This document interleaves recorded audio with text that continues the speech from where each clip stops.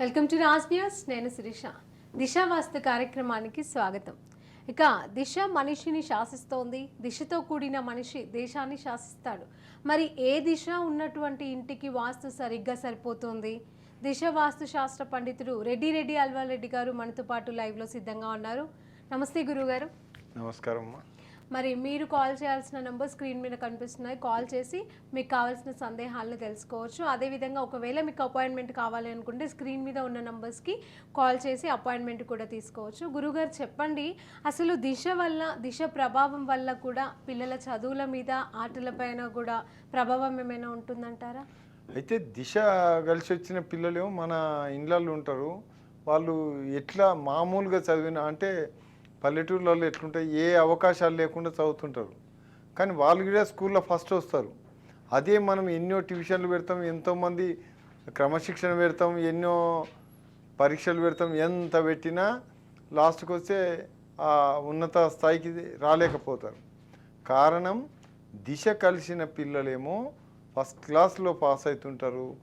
దిశ లేని పిల్లలేమో ఏదో సెకండ్ క్లాసో థర్డ్ క్లాసులను పాస్ అవుతుంటారు.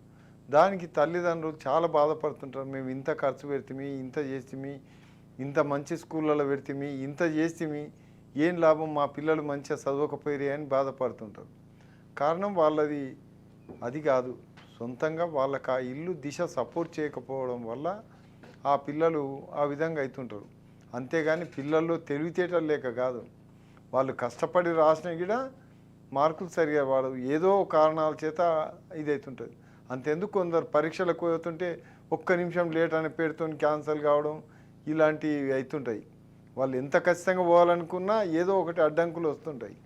కారణం దిశ సపోర్ట్ చేయకపోవడం వల్లనే వాళ్ళ భవిష్యత్తు దెబ్బతింటున్నది. ఆటల్లో కానీ, పాటల్లో కానీ, పరీక్షల్లో కానీ ఎక్కడైనా ఎందుకు దెబ్బతింటుందంటే దిశ సపోర్ట్ లేకపోవడం వల్లే. మనం రాజకీయాలనే చూపిస్తున్నాం ప్రూఫ్. ఇగో నెల రోజుల్లో ఎవడు గెలవబోతున్నాడో చూపించి ప్రూఫ్ చేస్తున్నాం.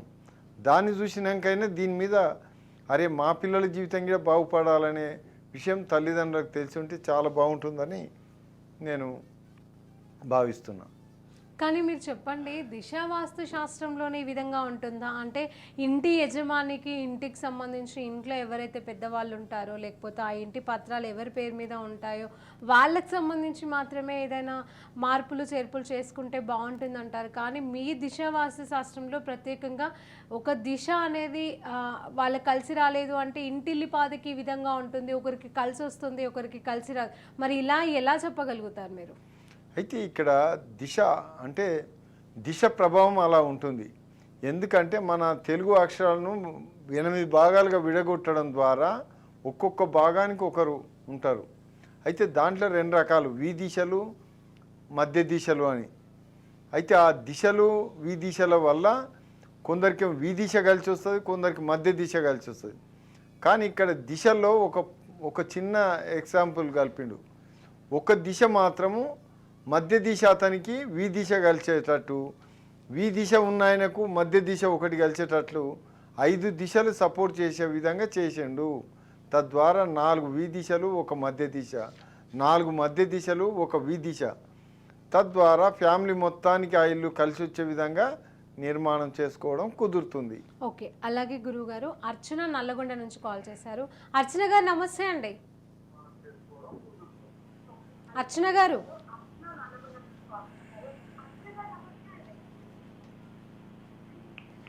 అర్చన గారు దయచేసి మీరు డైరెక్ట్ ఫోన్ కట్ అయినట్టుగా ఉంది. ఎవరైనా దయచేసి కాలర్స్ మీరు గురుగారితో మాట్లాడాలనుకుంటే నేరుగా ఫోన్లో మాట్లాడండి.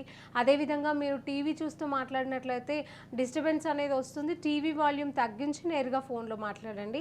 ఇందుకే గురువు గారు ఇంటికి కొంతమందికి తూర్పు ముఖద్వారం మంచిది అంటారు, కొంతమందికి దక్షిణ ముఖద్వారం మంచిది అంటారు. ఇంతకీ ఏ ముఖద్వారం అయితే మంచిదంటారు? అయితే ఇప్పుడు దక్షిణ ముఖద్వారం అంత విలువైంది ఇంకోటి లేదు. కానీ మన వాస్తు పండితులకు దక్షిణ ముఖద్వారం పెట్టడం వాళ్ళకి సాధ్యం కాదు. ఇది వాస్తవంగా వాస్తుపరంగా పెట్టాలని దిశ మన వాస్తుశాస్త్రం చెప్తుంది. దక్షిణ ముఖద్వారం పెట్టవచ్చు, సింహద్వారం పెట్టవచ్చు అని. కానీ మన వాస్తు పండితులు అది చేయడానికి ముందుకు రావడం లేదు. అది చాలా చెడ్డదని ప్రచారం చేస్తున్నారు.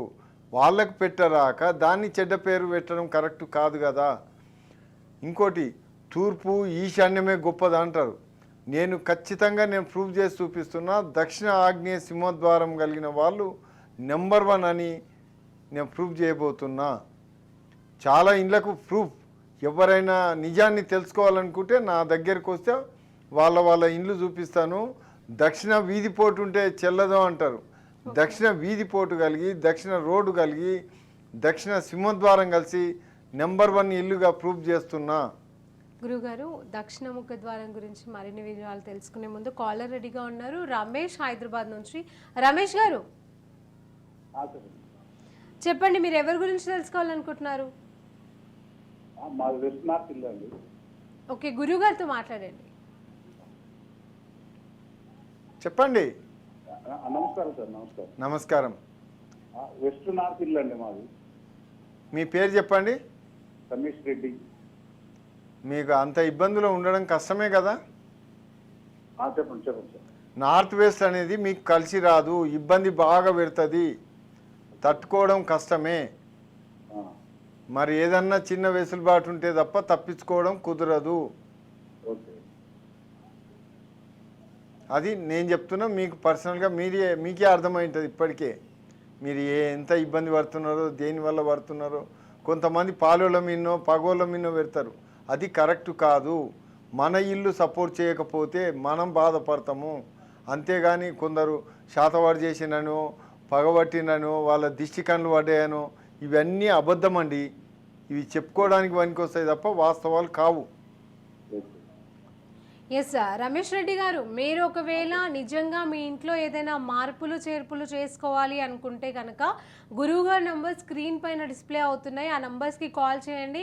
కాల్ చేసినట్లయితే మార్నింగ్ టైంలో కాల్ చేసి మీరు అపాయింట్మెంట్ తీసుకొని ఒకవేళ నేరుగా మీ ఇంటికి అడ్రస్ అవంతా మాట్లాడుకున్న తర్వాత మీరు ఏదైనా మార్పులు చేసుకోవచ్చు అండి. స్క్రీన్ మీద ఉన్న నంబర్స్ని నోట్ చేసుకోండి. థ్యాంక్ యూ సో మచ్ అండి. అదేనండి గురువుగారు, మనం మాట్లాడుతున్నాం ఖచ్చితంగా దక్షిణ ముఖద్వారం అనేది వాస్తుశాస్త్ర పండితులకు కుదరదు అని అంటున్నారా?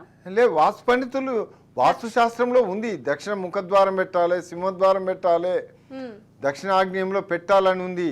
కానీ మన వాస్తు పండితులు పెట్టారు. ఇంకోటి దక్షిణాగ్నేయం వీధి పోటు అంత విలువైంది దొరకదు. అది కలిసి వచ్చిన వాళ్ళకి, నా దిశ కలిసి వచ్చిన వాళ్ళకి మాత్రమే. ఒకవేళ వీధి పోటు ఉంటే కనుక అలాంటి ఇంటికి ఎలాంటి మార్పులు చేసుకోవచ్చు? ఏముందు, దక్షిణ ఆగ్నేయం వీధి పోటు ఉంటే దానంత విలువైంది దొరకదు. దానికి 10 అంతలు రేటు పెట్టి కొన్నా తక్కువనే. కానీ అది వద్దని మన వాస్తు పండితులు చెప్తారు. వాస్తు శాస్త్రం కొనుక్కోమని చెప్తుంది. ఇప్పుడు ఏదైనా స్థలం కొన్నా కానీ, ఇల్లు కొన్నా కానీ వీధి పోట్లు ఏమైనా ఉన్నాయా లేదా అని ఆచితోచి కొంటారు. వీధి పోటు ఉంది అంటే వదిలేస్తారు, ఖచ్చితంగా కొనరు. మరి వీధి పోటు అంటే ఏ టైప్ ఆఫ్ వీధి పోటు ఉంటే దిశ వాస్తు కొనొచ్చు అని చెప్తోంది. అయితే వాస్తు శాస్త్రం అది. అయితే వీధి పోటు అనేది 2 రకాలు, నీచ స్థానం, ఉచ్చ స్థానం అని. దక్షిణ భాగంలో దక్షిణ ఆగ్నేయం అనేది 20% ఉచ్చ స్థానంలో వీధి పోటు ఉంటే దానంత విలువైంది ఇంకోటి లేదు. 75% నీచ స్థానము. ఆ వీధి పోటు ఉన్నది తీసుకోకూడదు. అది రోడ్ అవతల వీధి పోటు అయితే చెల్లదు. పడమటికి వచ్చేసరికి వాయువ్యంలో 25% ఉంటుంది ఉచ్చస్థానం. ఆ 25% వీధి పోటు ఉంటే దానంత విలువైంది లేదు. అదే వీధి పోటు మిగతా 70%లో అంటే పడమటి మధ్య భాగంలో కానీ నైరుతిలో కానీ ఉంటే అది తీసుకోకూడదు. అది రోడ్ అవతల ఉంటే తీసుకోవచ్చు. ఉత్తరంకి వచ్చేసరికి ఉత్తర వాయువ్యం అనేది నీచ స్థానం 25% మాత్రమే ఉంటుంది. మిగతా 70% వీధి పోటు చాలా విలువైంది. కొందరు ఎమ్మెల్యేలు అయిన వాళ్ళు ఉండరు, సీఎంలు అయిన వాళ్ళు కూడా ఉండరు. తూర్పు 75% ఉచ్చస్థానం ఉంటుంది. తూర్పు ఆగ్నేయం అనే నీచ స్థానం తప్ప మిగతా 70% ఉచ్చస్థానము. అది తీసుకోవచ్చు. దానికి ముఖద్వారాలు తప్పనిసరి. ఉచ్చస్థానంలో వీధిపోటు ఉంటే దానికి ఖచ్చితంగా ముఖద్వారం పెట్టాలి. అట్లా పెడితేనే లాభం, పెట్టకుంటే లాభం లేదు. గురుగారు, కాలర్ రెడీగా ఉన్నారు. శ్రీనివాస్ గారు. శ్రీనివాస్ గారు నమస్తే అండి, చెప్పండి, మీ గురించి తెలుసుకోవాలనుకుంటున్నారా? అవును మేడం, ఇది మాది తూర్పు దిక్కునే ఉంటుందండి. ఏం పేరు? శ్రీనివాస్ గారు, తూర్పు సార్ మీ ఇల్లు ముఖద్వారం తూర్పుకా? అవునండి. రెండిళ్ళ మధ్యన ఉందా ఇల్లు? లేదంటే బాగానే ఉంది. కాకపోతే ఏంటంటే అండి ఆ బోర్ అనేది మాకు అది ఇచ్చిపెట్టండి. మీకు ఉత్తరమున దక్షిణమున ఇండ్లు ఉన్నాయా? ఉన్నాయండి. పక్కన ఎడమవైపు కుడివైపు ఉన్నాయండి.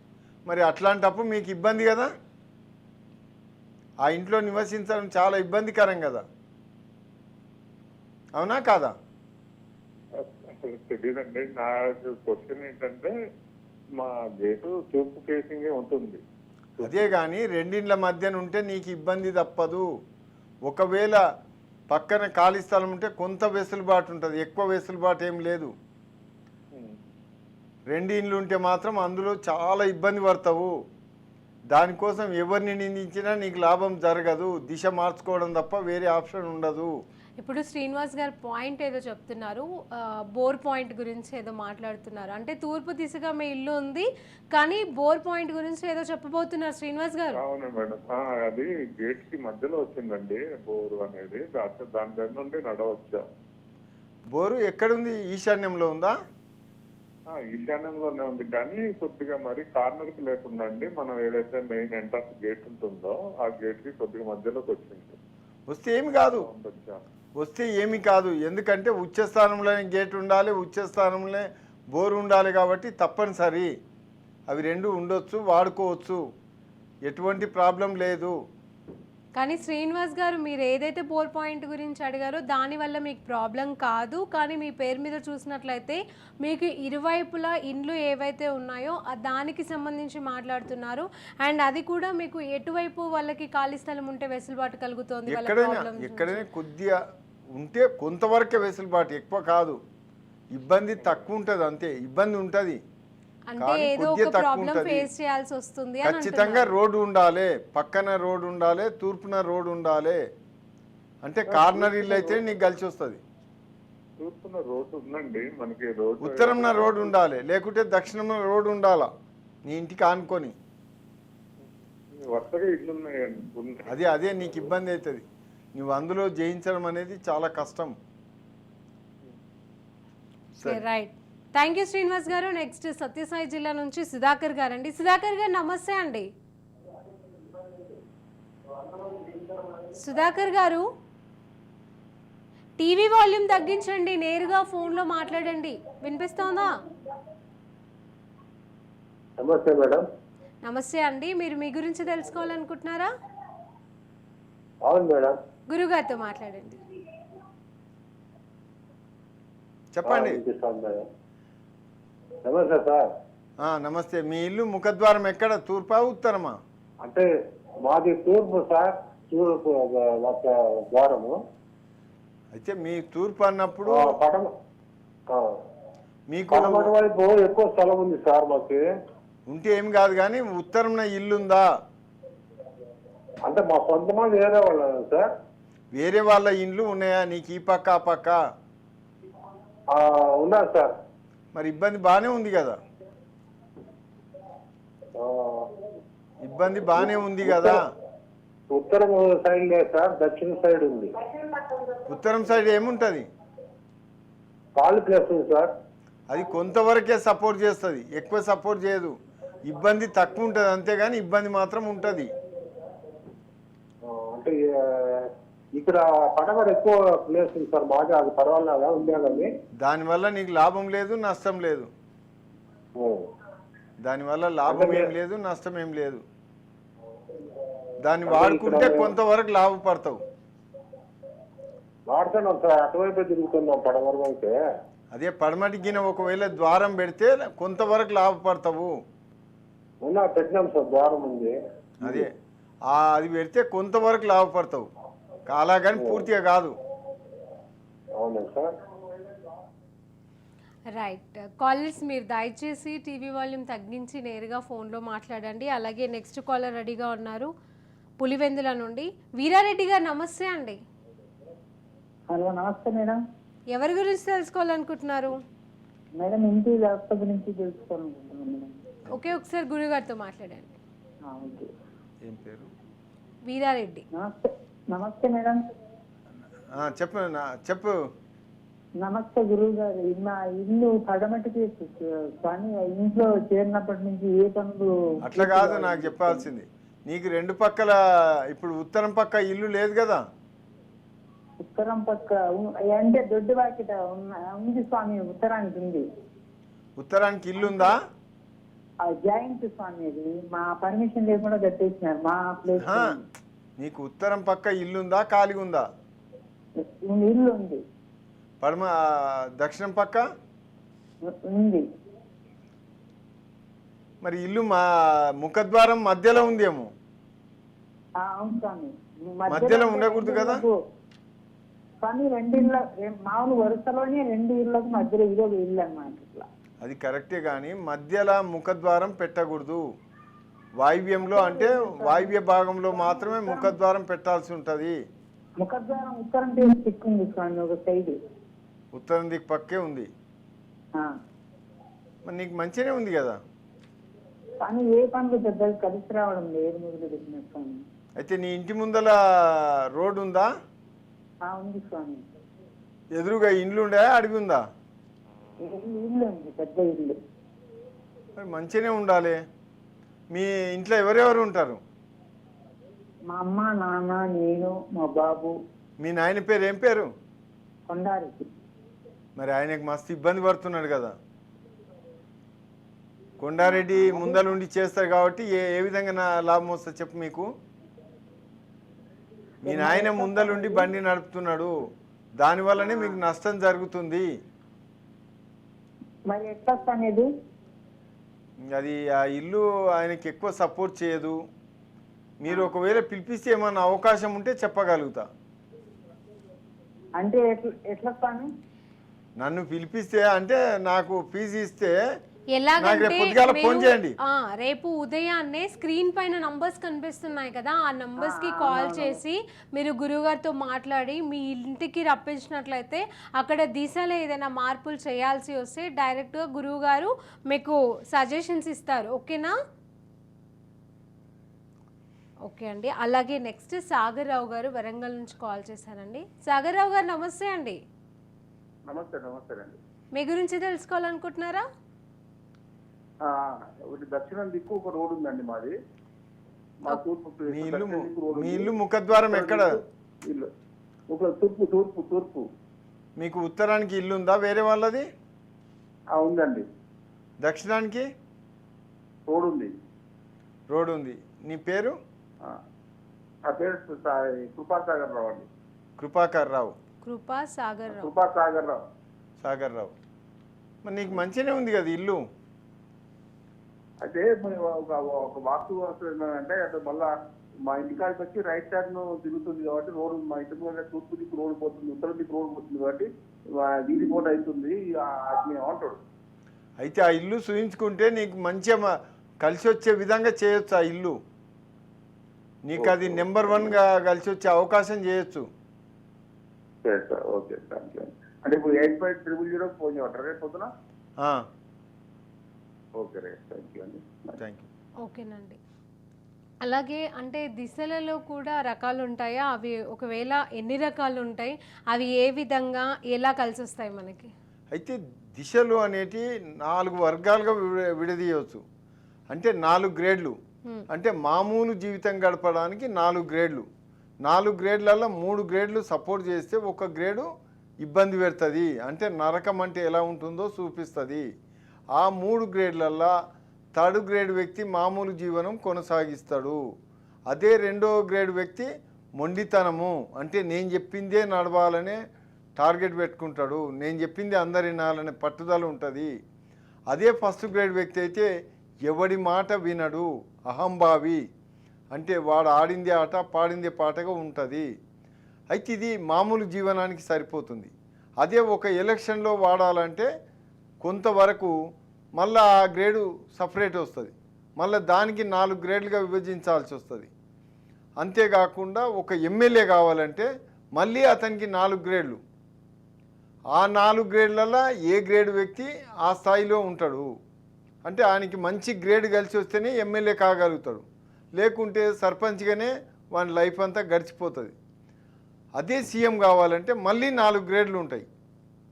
ఓకే, ఒక్కొక్క పొజిషన్కి ఒక్కొక్క ఒక్కొక్క గ్రేడ్ పొజిషన్కి ఒక్కొక్క 4 గ్రేడ్లు ఉంటాయి. ఆ 4 గ్రేడ్లు వస్తే వాడు సీఎం కావడం పెద్ద కష్టం కాదు. మళ్ళీ అలాగే ప్రధానమంత్రి కావాలంటే గిల్ల మళ్ళీ 4 గ్రేడ్లు ఉంటాయి. ఓకే, అంటే వీళ్ళకు స్థాయి ఎందుకు వాళ్ళ అంత అవుతారు, ఎందుకు వీళ్ళు ఇంత అంటే వాళ్ళకు గ్రేడ్ల వల్లనే ఆ స్థాయి వస్తుంది. ఉదాహరణకు నేను గతంలో మీ టీవీ ఛానల్లో చెప్పాను, రాహుల్ గాంధీ ఈసారి కాంగ్రెస్ పార్టీ అధికారంలోకి తెచ్చినా పెద్ద ఆశ్చర్యపడాల్సింది లేదు, ఓడిపోతే ఎంతో కొంత ఓడిపోయే అవకాశం ఉంటుంది అని చెప్పాను. ఎందుకంటే ఆయన ఫస్ట్ గ్రేడ్ వ్యక్తి, కాకపోతే ఆయనకు మిగతా విగిడ కలిసి వస్తే ఆయన ప్రధానమంత్రి కావడం పెద్ద కష్టం కాదు. అలాగే కాలర్ రెడీగా ఉన్నారు, రాధిక అండి. రాధిక గారు నమస్తే అండి. హలో రాధిక గారు, హలో అది మరి బీరంగూడలో ఇల్లు తీసుకున్నామండి. ఓకే, సరే మీ ఇల్లు ముఖద్వారం ఎక్కడ ఉంది చెప్పమ్మా. నమస్తే అండి. నమస్కారం, చెప్పండి. నమస్కారం అండి. నమస్కారం. పడమర సైడ్ ఉందండి. తూర్పు దిక్కుందా, ఉత్తరం దిక్కుందా, దక్షిణం దిక్కుందా, పడమర దిక్కుందా? తూర్పు ముఖద్వారం. పడమర దిక్కున్నది. అపార్ట్మెంట్ అంటే అది వేరే అవుతుందమ్మా. దాని నేను అడిగిన ప్రశ్నలకు జవాబు చెప్పాలా? చెప్పండి. అయితే దానికి గేట్ ఎక్కడ ఉంటుంది అపార్ట్మెంట్ మొత్తానికి? పడమర దిక్కు ఉంటుంది. పడమర దిక్కు. మీ ప్లాట్ సెంటరా కార్నరా? Last corner. కార్నర్ ఏ కార్నర్? నైరుతి కార్నరా లేకుంటే ఈశాన్యం కార్నరా? దక్షిణం ఖాళీ స్థలము, తూర్పు సైడ్ ఖాళీ స్థలం ఉందండి. ఎంత సైడ్ అంటే సౌత్ ఈస్ట్ కార్నర్ ప్లాటు. మీ పేర్లు చెప్పండి. నా పేరు రాధిక, మా అబ్బాయి పేరు రామకృష్ణ. అబ్బాయి పేరు మీద తీసుకున్నామండి. రామకృష్ణకు ఆర్థికంగా పెద్ద సపోర్ట్ చేయదు, అంటే సగం చేస్తుంది. ఆ గేట్ వల్ల సగం సపోర్ట్ ఉంటుంది, ఆ ప్లాట్ వల్ల నష్టాలు ఎక్కువ వస్తాయి. కాబట్టి ప్లస్ మైనస్ అంటే లాభం లేదు ఇటు నష్టం లేదు అన్నట్టుగా కొనసాగుతుంది. పెద్దగా లాభం ఉండదు. మరి ఎంత చేయాలండి? ఆయనకు ఏ ప్లాట్ అవసరమో మీరు క్లియర్గా పొద్దుగాల ఫోన్ చేయండి, అప్పుడు చెప్తాను. అందరికీ కలిసి మంచి ప్లాట్ చెప్తాను. ఆ ప్రకారం ప్లాట్ తీసుకుంటే రెంట్ హౌస్ తీసుకొని చెక్ చేయండి. నేను చెప్పింది నిజమా కాదని ప్రాక్టికల్గా చూస్తారు. రేపు పొద్దుగాల ఫోన్ చేయండి. రేపు పొద్దుగాల మధ్య నెంబర్లకు ఫోన్ చేయండి, రేపు పొద్దుగాల చెప్తా. ఓకేనండి. ఎవరైనా సరే ఏదైనా దిశలో మార్పులు చేర్పులు చేసుకోవాలి అనుకుంటే ఉదయం సమయంలో మీరు స్క్రీన్ పైన ఏదైతే నంబర్స్ కనిపిస్తున్నాయో నంబర్స్కి కాల్ చేసి అపాయింట్మెంట్ తీసుకొని నేరుగా గురువుగారితో మాట్లాడి మీ సలహాలు పొందవచ్చు. అలాగే మీరు ఇందాక చెప్తున్నారు దిశకి సంబంధించి గ్రేడ్స్ ఉంటాయి అనేసి అని అన్నారు. సో గ్రేడ్లో ఒక్కొక్క పోస్ట్కి ఒక్కొక్క గ్రేడ్ అన్నారు, ఒక్కొక్క గ్రేడ్లో కూడా మళ్ళీ 4 గ్రేడ్లు అని అంటున్నారు. సో అది ఏ విధంగా చెప్తున్నారు మీరు? అంటే ఇప్పుడు కేసీఆర్ ఉన్నాడు, ఫస్ట్ గ్రేడ్ వ్యక్తి. అంటే అహంభావం ఎక్కువ, అంటే ఎవరు చెప్పినా వినను అనే మొండితనం ఉంటుంది. అదే రేవంత్ రెడ్డి ఉన్నాడు, సెకండ్ గ్రేడ్ వ్యక్తి. ఆయన అందరు చెప్పింది వింటా, కాకపోతే నేను అనుకున్నదే చేస్తా, మొండితనం ఎక్కువ ఉంటుంది, అందరు చెప్పిందే చేస్తా అంటాడు. ఇలా అహంభావం అనేది ఉండకూడదు. అయితే హరీష్ రావు గారు కూడా ఫస్ట్ గ్రేడ్ వ్యక్తి, కానీ ఆయనకు అహంభావం కనిపించదు కొంతవరకు, అంటే పూర్తిగా కాదు. ఆయనకు ఎంత మంచితనం ఉంటే ఫస్ట్ గ్రేడ్ వాళ్ళు నెంబర్ 1గా కొనసాగే అవకాశాలు ఉంటాయి. ఇందులో అహంభావం ఎక్కువ ఉన్నా, అవమానం చేసే తత్వం ఉన్నా ఇందులో నిలబడడం కుదరదు. ఈ ఫస్ట్ గ్రేడ్ వ్యక్తులు చాలా డెలికేట్గా ఉండాలి. ఆ ఫస్ట్ గ్రేడ్ వాళ్లకు అహంభావం రానివ్వద్దు, అందరినీ గౌరవించాలి, అందరి సూచనలు తీసుకుంటే శాశ్వతంగా నెంబర్ 1గా కొనసాగే అవకాశం ఉంటుంది. ఎప్పుడైతే ఆ వ్యక్తి అవమానించడము, అవతలని హేళన చేయడం లాంటివి చేస్తాడో అతను ఎక్కువ కాలం నిలబడు. అంతెందుకు, మీకు ట్రంప్ ఫస్ట్ గ్రేడ్ వ్యక్తి అమెరికాకు, ఆయన బద్నాంన వాడి ఇప్పటికీ కోలుకోలేకపోతున్నాడు. నెంబర్ 1 వ్యక్తే, ఫస్ట్ గ్రేడ్ వ్యక్తి కాబట్టి తిరుగులేని స్థానం. కానీ అప్పుడు కరోనా టైంలో ఇష్టం వచ్చినట్టు వ్యవహరించి బద్నామై ఇవాళ ఎందుకు పనికి రాకుండా పోతున్నాడు అంటే ఇలా ఉంటుంది. గ్రేడ్ 1 వ్యక్తులు చాలా జాగ్రత్తగా ఉండాల్సి వస్తుంది, అది సపోర్ట్ కూడా తీసుకోవాల్సి వస్తుంది. ఓకే, అంటే ఇంకా ఏ విధంగా వీళ్ళకి కలిసి వస్తాయి అంటారు? మరి ఏ టైప్ ఆఫ్ గ్రేడ్లో ఉన్న అంటే వాళ్ళకి?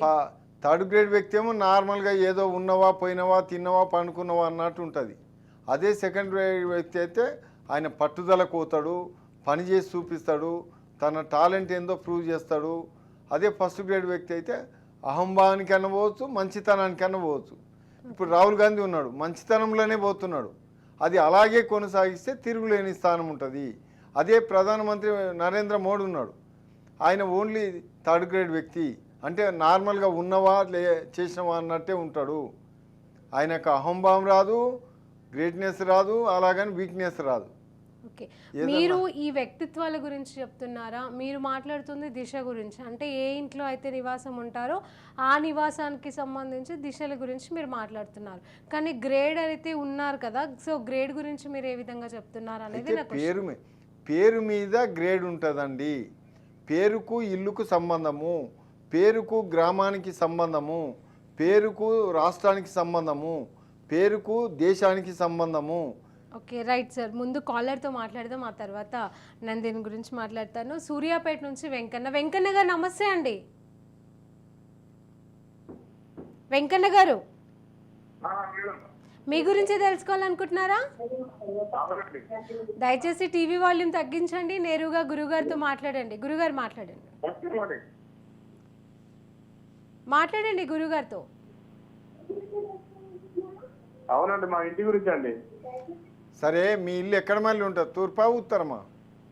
హలో, చెప్పండి, మీ ఇల్లు తూర్పు ముఖద్వారమా, ఉత్తరమా, దక్షిణమా, పడమన్నా? తూర్పు ముఖద్వారం అండి. తూర్పు ముఖద్వారం అంటే 2 ఇండ్ల మధ్య ఇల్లా, కార్నర్ ఇల్లా? లేదండి, ఎటు ఇండ్లు లేవండి, పక్కన ఎటు లేవండి. తూర్పుకు మాకు రోడ్డు ఉందండి. తూర్పుకు రోడ్డు ఉంది, ఉత్తరానికి దక్షిణానికి ఇండ్లు ఉన్నాయా? లేదండి, వెంచర్ అండి ఇది. వెంచరు అయితే మీ ఇంటి ముందర ఏముంటుంది, రోడ్ అవతల? ఖాళీ ప్లేస్ ఉందండి. ఇప్పుడు నీ పేరు చెప్పండి. పొన్నం వెంకన్న అండి. వెంకన్న, మరి ఆ ఇల్లు నీకు ఏ విధంగా సపోర్ట్ చేయదు కదా? సపోర్ట్ చేయదు, వెంచర్ అండి అది. అదే వెంచరే కానీ నీకు ఏం సపోర్ట్ చేయదు ఆ ఇల్లు, చాలా కష్టపడాల్సి వస్తుంది. వెంకన్న గారు, మీరు ఒకటి క్లియర్గా చెప్పండి, వెంచర్లో మీరు ఒకటి ఇల్లు తీసుకొని ఉంటున్నారా, లేదంటే ఆ వెంచర్ మొత్తం మీదేనా? లేదు మేడం, మీ ఖాళీ ప్లేస్ వెంచర్ చేస్తే ఖాళీ ప్లేస్ తీసుకున్నాం. మాకన్నా కొంచెం ముందు ఇండ్లు ఉన్నాయి, మేము ఇటు లాస్ట్ ఇంకా ఉన్నాయి, కానీ మేము ఒక తూర్పు ప్లేస్ ప్లాట్ తీసుకొని ఇల్లు కొనుక్కున్నాం, కట్టినాం అండి. ఓకే, అదే ఎక్కువ నీకు సపోర్ట్ చేయదు, ఇబ్బంది పెడుతుంది, చాలా కష్టమవుతుంది. ఒకవేళ మీరు పిలిపించుకుంటే కొంతవరకు 50% చేయడానికే సాధ్యమవుతుంది. 50% నీకు సపోర్ట్ చేయడానికి చేయడానికే సాధ్యమవుతుంది, అంతేగాని 100% కాదు. లేకుంటే ఇంకా ఇబ్బందుల్లో కాలం గడపాల్సి వస్తుంది. సరే, మీరు దీనికి విషయంలో పొద్దుగాల ఫోన్ చేయండి, మాట్లాడదాం, క్లియర్గా అన్ని విషయాలు తెలుసుకుందరు. అంటే ఫ్యామిలీ మొత్తం పేర్లు అవన్నీ లెక్కలోకి తీసుకోవాలి, టైం పడుతుంది. మార్నింగ్ ఫోన్ చేయండి. ఓకే, మీకు ఇంకేమైనా సలహాలు సూచనలు తెలుసుకోవాలి అనుకుంటే ఈరోజైతే టైం అయిపోయింది కాబట్టి మీరు స్క్రీన్ పైన ఏదైతే నంబర్స్ ఉన్నాయో ఆ నంబర్స్కి ఉదయం సమయంలో కాల్ చేయండి, నేరుగా అపాయింట్మెంట్ తీసుకొని ఒకవేళ మీ దిశకు సంబంధించి ఏదైనా మార్పులు చేర్పులు చేసుకోవాలి అనుకుంటే అపాయింట్మెంట్ తీసుకోవచ్చు అనమాట. ఈరోజైతే టైం అయిపోయింది కాబట్టి ఇది ఇవాల్టి దిశ వాస్తు కార్యక్రమం. థ్యాంక్ యూ గురుగారు. నమస్కారం అమ్మా.